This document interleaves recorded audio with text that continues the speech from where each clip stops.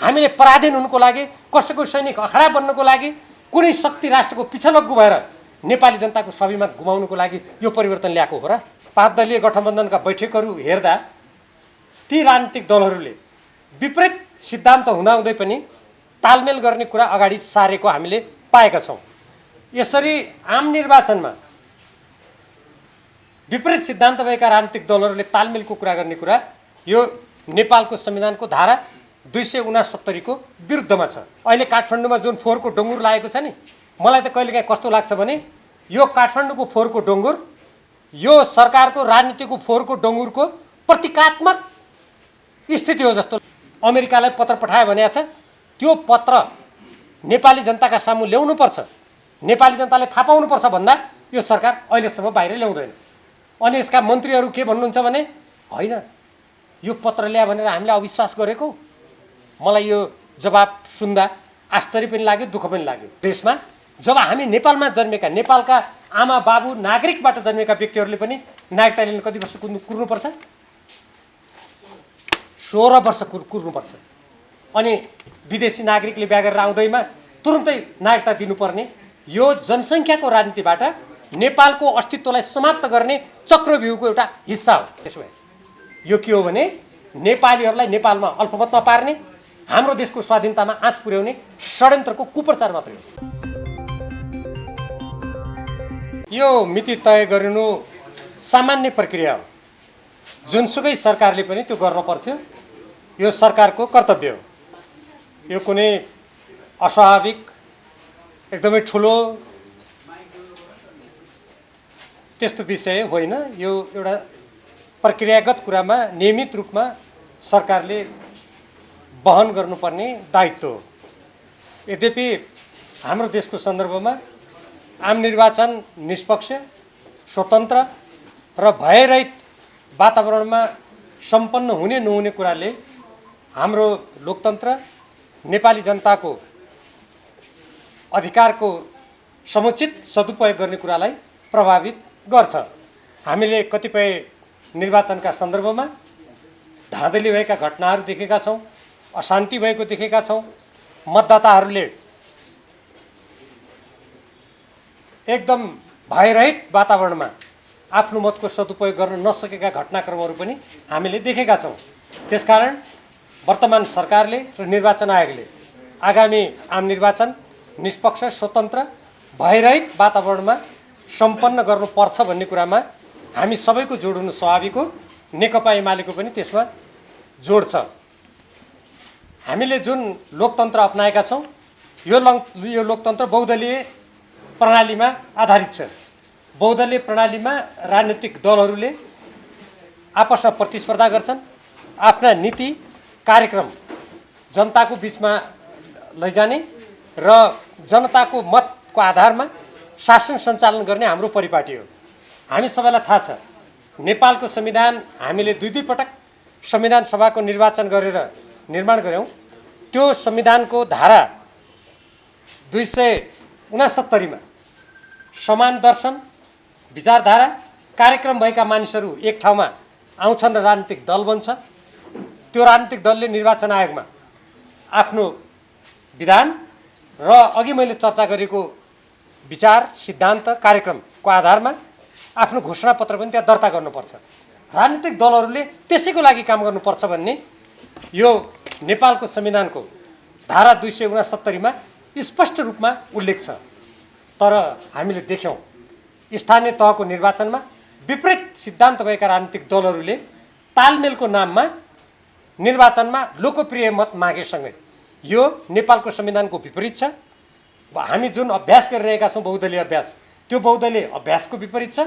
साँच्चीकै भन्ने हो भने यो एक प्रकारको निर्दलीय अभ्यास हो।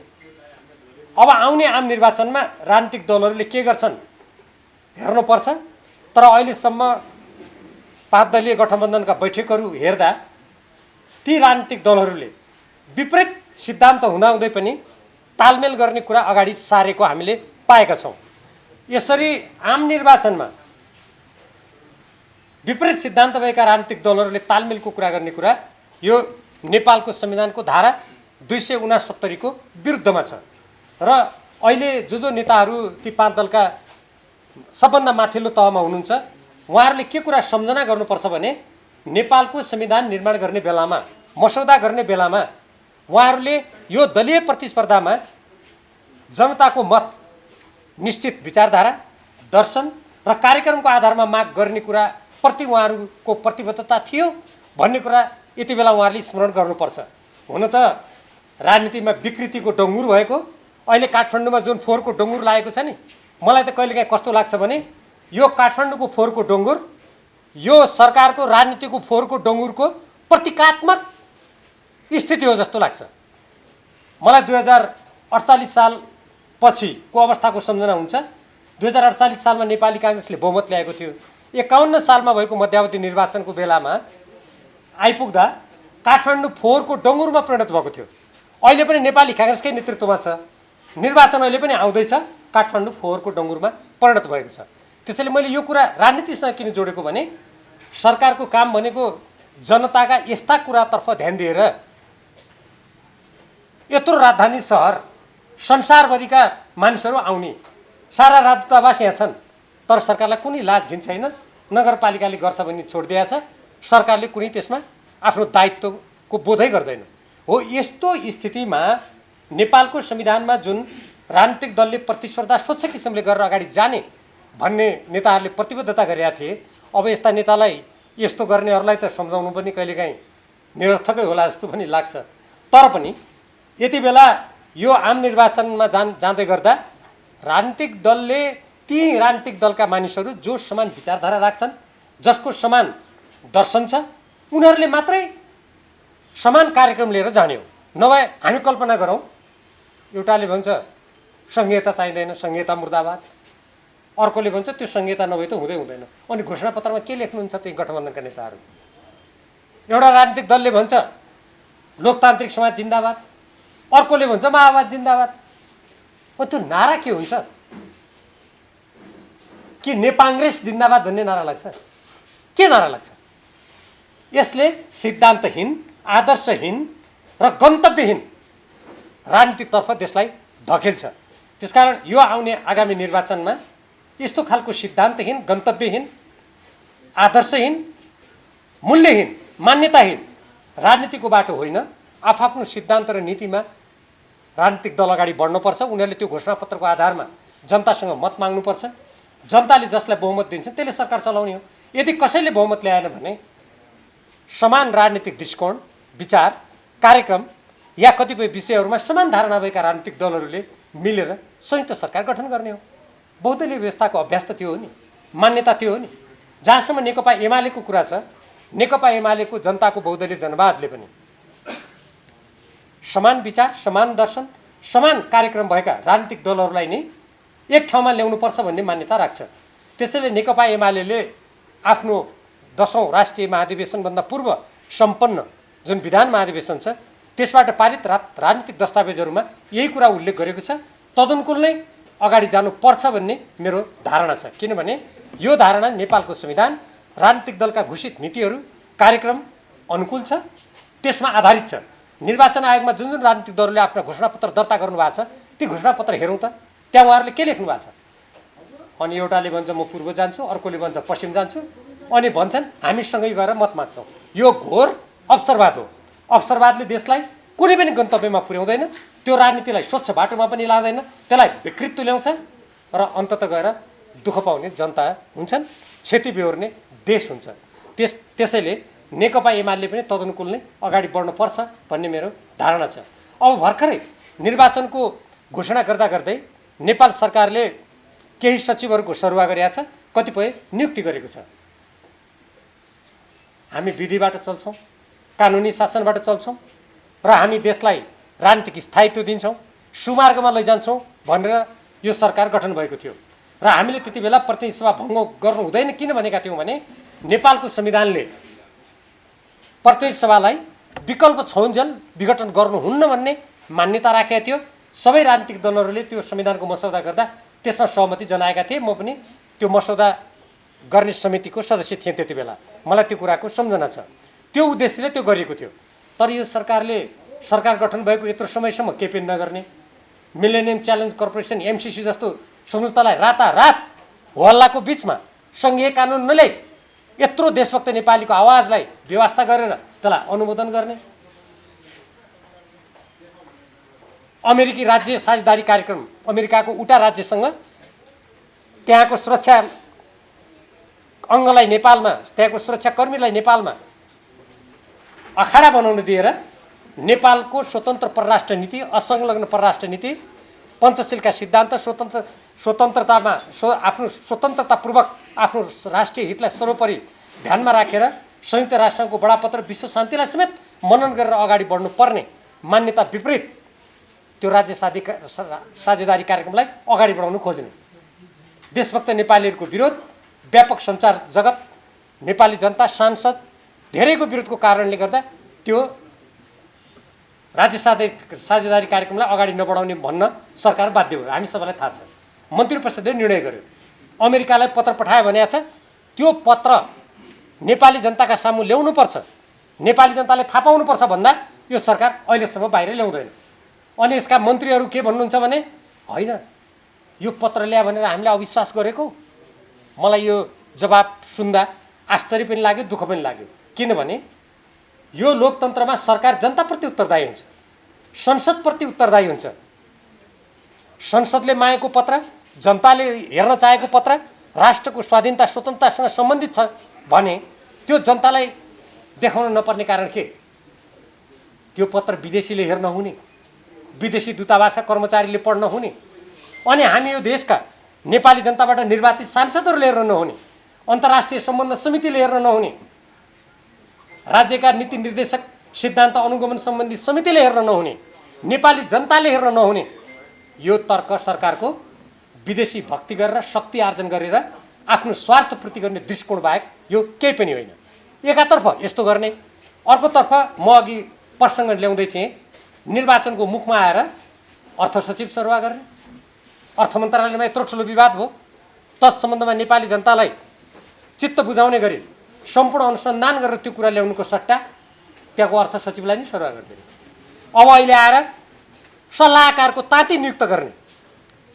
मलाई त्यो कस्तो लाग्छ भने जसरी यस बिचमा माथिल्लो कर्णालीको त्यो सम्झौतालाई मिचेर 2 वर्ष म्याद बढाइयो, जिएमआर कम्पनीसँग क्षतिपूर्ति लिनुपर्नेमा त्यो कम्पनीको अगाडि घुँडा टेकेर त्यसको 2 वर्ष आफै माथिल्लो कर्णाली जलविद्युत विकास आयोजनाको प्रावधान कुल्चेर सरकारले काम गर्यो। भारतले आफ्नो राष्ट्रिय हितमा जलविद्युत आयोजना सम्बन्धी, ऊर्जा सम्बन्धी दूरदृष्टि ल्याए, आँखा चिम्लेर प्रधानमन्त्री शेरबहादुर देउवाले भारतमा गएर त्यसलाई स्वीकार गरेर आउनुभयो। लिम्पियाधुरा लिपुले कालापानीमा हाम्रो सिमाना मिचिएको छ, तत्सम्बन्धमा चुक्क पनि बोल्नुहुन्न। यो गठबन्धनका नेता पुष्पकमल दाहालजी दिल्ली जानुहुन्छ, प्रधानमन्त्री पत्नीसँग वार्ता गर्यो भनेर आउँछ र त्यहाँको भारतीय जनता पार्टीको विदेश विभागको प्रमुखसँग प्रधानमन्त्री पत्नी मानौँ कि उहाँ त्यहाँको थाई राजदूत जस्तो उहाँले त्यहाँ वार्ता गर्यो भन्ने कुरा आउँछ। तर हाम्रो राष्ट्रिय हितसँग सम्बन्धित कुराहरूमा सरकार केही पनि बोल्दैन। अहिले हामीले देखिरहेछौँ हिन्द प्रशान्त क्षेत्रमा शक्ति राष्ट्रहरूको निकै प्रतिस्पर्धा भइरहेछ। ताइवानमा अमेरिकी संसदका सभामुखको भ्रमणपछि त्यहाँ तनाव उत्पन्न भएको छ। नेपालले आजसम्म आफ्नो असंलग्न परराष्ट्र नीति अनुरूप र संयुक्त राष्ट्रसङ्घमा त्यहाँको महासभामा पारित प्रतिवेदन अनुसार एकचिन नीति अपनाउँदै आएको छ। त्यहाँ त्यत्रो घटना घटेको छ, सरकार केही पनि बोल्दैन। किनभने नेपालको स्वतन्त्र असंलग्न परराष्ट्र नीति अनुरूप अगाडि बढ्ने, शक्ति राष्ट्रको कुनै पनि द्वन्द्वमा नेपाललाई जान नदिने त्यो दृढता यो सरकारमा छैन। तर यो सरकार के गर्छ यति बेला? अब चुनावको घोषणा गर्ने दिन सल्लाहकारको लर्को लगाउँछ र नियुक्त गर्छ। यसले के देखाउँछ भने सरकार जनता देशप्रति संवेदनशील छैन र यसले जसरी पनि यसका यो गठबन्धनका नेताहरू स्वयं प्रधानमन्त्री आउने निर्वाचनमा जसरी पनि निर्वाचन जित्ने, फेरि पदमा जाने, फेरि जसरी व्यापक रूपमा हाम्रो देशका साधन स्रोतहरूको राष्ट्रहित विपरीत दोहन गरिएको छ, विदेशीको अगाडि घुँडा टेकेर कतिपय अवस्थामा लम्पसार परेर हाम्रो स्वाभिमानलाई झुकाइएको छ, त्यही बाटोमा हिँड्ने अहिलेका यी गतिविधिले त्यो नै देखाउँछ। यही प्रसङ्गमा एउटा साह्रै महत्त्वपूर्ण कुरा हामी नेपाली जनतालाई म तपाईँ पत्रकार साथीहरू मार्फत जानकारी गराउन चाहन्छु। यो संविधान निर्माण गर्दा संविधानको धारा 10 देखि 15 सम्म नागरिकताको सम्बन्धी व्यवस्था गरियो। त्यो व्यवस्था गर्दा संविधानको धारा 11 को यो उपधारा 6 मा विदेशी महिलाले नेपाली पुरुषसँग बिहा गरेको अवस्थामा सङ्घीय कानुन बमोजिम गर्ने भन्ने जुन हामीले प्रावधान राखेका थियौँ, त्यति बेला अहिलेकाहीँ शीर्ष स्थानमा रहनुभएका सबै राजनीतिक दलका नेताहरूले 5 वर्षदेखि 7 वर्षसम्म ती महिलाहरूले नेपालमा नागरिकता लिनुभन्दा अगाडि निरन्तर बसोबास गरेको हुनुपर्ने कुरा हामी पछि कानुन ल्याउँदा राख्छौँ भनेर उहाँहरूले त्यति बेला भन्नुभएको थियो। अहिले उहाँहरू त्यसमा बोल्नुहुन्न। राज्य व्यवस्था समितिले यो प्रतिवेदन त्यो बेला नेपाल कम्युनिस्ट पार्टी अन्तर्गत रहनुभएका अहिले नेकपा एमाले र नेकपा माओवादी केन्द्रमा रहनुभएका सांसदहरूले एक मतले यो पारित गरेर पठाएको प्रतिवेदन हो। यो प्रतिवेदनमा नेपाली पुरुषसँग बिहा गरेर आउने विदेशी महिलाले 7 वर्ष निरन्तर नेपालमा बस्नुपर्छ भन्ने प्रावधान राखिएको छ। यहाँहरू सबैलाई थाहा छ, भारतमा नागरिकताको लागि निवेदन दिन त्यसरी बिहा गरेर जाने महिलाले 7 वर्ष कुर्नुपर्छ, मालदिप्समा 12 वर्ष कुर्नुपर्छ, भुटानमा सन्तान जन्माएपछि मात्रै त्यो अधिकार प्राप्त हुन्छ, बङ्गलादेशले पनि समय तोकेको छ, अमेरिकामा हरियो कार्ड अङ्ग्रेजीमा ग्रिन कार्ड लिएको कति वर्षपछि निवेदन दिनु पाइन्छ, त्यो पनि त्यहाँको राज्यको इच्छामा निर्भर हुन्छ। नागरिकता लिने बेलामा उसले शपथ ग्रहण लिनुपर्छ, उसले कक्षा लिनुपर्छ, त्यहाँ उसलाई त्यहाँ त्यो देशको बारेमा पढाइन्छ। अस्ट्रेलियामा जानुहोस्, त्यहाँ स्थायी आवासीय पत्रको व्यवस्था छ। तर हाम्रो देशमा जब हामी नेपालमा जन्मेका नेपालका आमा बाबु नागरिकबाट जन्मेका व्यक्तिहरूले पनि नागरिकता लिन कति वर्ष कुर्नुपर्छ? 16 वर्ष कुर्नुपर्छ। अनि विदेशी नागरिकले बिहा गरेर आउँदैमा तुरुन्तै नागरिकता दिनुपर्ने यो जनसङ्ख्याको राजनीतिबाट नेपालको अस्तित्वलाई समाप्त गर्ने चक्रव्यूहको एउटा हिस्सा हो। अब यो सम्बन्धमा कतिपय मानिसहरूले होइन यो खास गरी भारतलाई ध्यानमा राखेर गरिएको हो, भारतबाट आउनेलाई कुनै नागरिकता नदिने, कुनै अधिकारै नदिने, उनीहरूलाई चाहिँ शिक्षा कुनै क्षेत्रमा अगाडि जानै नदिने गरेको हो, यो अन्धराष्ट्रवाद हो भनेर चिच्याएको म सुन्छु। यो कुनै भारतबाट आउनेको हकमा मात्र होइन। अहिले हाम्रो नेपालीहरू यत्रो लाखौँको सङ्ख्यामा विभिन्न देशमा रोजगारीको लागि जानुभएको छ। ती देशबाट कुनै पनि महिला बिहा गरेर आउँदैनन् हाम्रो देशमा। यो कुनै भारतको कुरा मात्र होइन नि, कुनै पनि विदेशी महिलाको हकमा हो। यसमा म पत्रकार साथीहरू मार्फत एउटा साह्रै महत्त्वपूर्ण कुरा जुन कुप्रचार गरिएको छ तत्सम्बन्धमा एउटा तथ्य कुरा नेपाली जनताको सामु राख्न चाहन्छु। र विशेष गरी जहाँ हाम्रो सीमावर्ती क्षेत्रमा सीमा पारीबाट विदेशी महिलाहरूसँग बिहा गर्ने प्रचलन छ, त्यहाँका जनसमुदायमा जुन भ्रम सिर्जना गरिएको छ, यो कालो र गोरो रङ्गको कुरा हो भनेर नेपाली जनतालाई विभाजित गर्ने, नेपाललाई विभाजन गर्ने षड्यन्त्रपूर्ण भाषण गरिएको छ, त्यो कुरा कति झुट रहेछ भन्ने कुरा यो राज्य व्यवस्था समितिको प्रतिवेदनको म केही अंश पढेर सुनाउन चाहन्छु। यो मूल ऐनको दफा 5 मा संशोधन गरेर यो अगाडि ल्याएको हो। यसमा के भनेको छ भने आवासीय यो नागरिकता प्रमाणपत्रको सट्टामा थाई आवासीय अनुमति पत्र प्रयोग गरिनेछ र त्यो थाई आवासीय अनुमति पत्र विदेशी महिला जो नेपालको पुरुषसँग बिहा गरेर आउँछन् उनीहरूलाई दिइनेछ।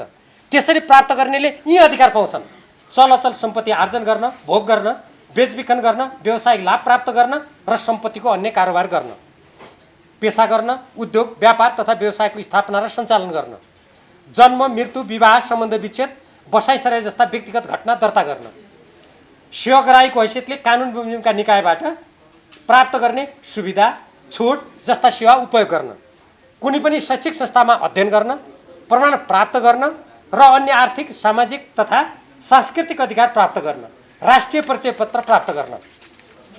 म यहीँबाट सोध्न चाहन्छु, पत्रकार साथीहरूले पनि यसलाई ठुल्ठुलो अक्षरमा बाहिर ल्याइदिनु होला भन्ने मेरो विशेष आग्रह छ। अनि यो अधिकार दिएको हो कि होइन? अरू देशमा यति अधिकार पनि हुँदैन। त्यो थाई आवासीय पत्रमा काम गर्ने अधिकार मात्रै हुन्छ कतिपय देशमा। अनि हामीले कसरी नेपालको कानुनमा नागरिक विहीन बनाएर राख्न खोज्यौँ? कतिपय मान्छेले भन्छन् भारतमा त त्यो रासन कार्ड दिइन्छ नि, त्यो रासन कार्ड भने नागरिकता सरह। यो जनतालाई सरासर भ्रमित गर्ने कुचेष्टा मात्रै हो। म अछाम जिल्लाबाट जनप्रतिनिधित्व गर्छु। त्यो क्षेत्रका धेरै जस्तो मानिसहरू मुम्बई भारत जाने प्रचलन छ। त्यहाँ 30औं वर्ष 40औं वर्ष बसेर रासन कार्ड अर्थात् खाद्यान्न किन्नको लागि, त्यो सस्तो खाद्यान्नको लागि एउटा परिचय पत्र हो त्यो पाएका मानिसहरूले कहिल्यै नागरिकता पाएका छैनन्। भारत सरकारले आसाममा भएका 40 लाख व्यक्तिहरूलाई नागरिकता दिनुपर्छ भनेर त्यहाँ आन्दोलन हुँदा हामी दिन्नु भन्ने सोचे। किनभने नागरिकता भने त देशको स्वाधीनतासँग गाँसेको छ नि, देशको भविष्य एउटा अस्तित्वसँग गाँसेको विषय हो। यो कुनै यत्तिकै विदेशी आए बाँडिदिउँ भन्ने हो र? कोही कोही मान्छे भन्छन् होइन हाम्रो देश त गरिब छ, किन आउँछन् को? यहाँ नागरिकता खुला गरिदियो भइगयो नि, विकसित देशका मान्छे यहाँ किन आउँछन्? यदि त्यो तर्क हो भने त अनि टाउको किन दुखाएको त? हामी हाम्रो देशको नागरिकता कडा गर्छौँ, हाम्रो त आर्थिक स्थिति कमजोर छ, कोही नआउने रहेछन् नि त, अनि हामी कडा बनाउँछौँ भन्दा किन विरोध गरे त? त्यसो भए यो के हो भने नेपालीहरूलाई नेपालमा अल्पमतमा पार्ने, हाम्रो देशको स्वाधीनतामा आँच पुर्याउने षड्यन्त्रको कुप्रचार मात्रै हो। यस्तो कुरामा यो गठबन्धन सरकार संवेदनहीन भयो। उसले यो राज्य व्यवस्था समितिको 22 महिना 2 वर्ष लगाएर अध्ययन गरेर पठाएको प्रतिवेदनलाई उसले अगाडि बढाएन।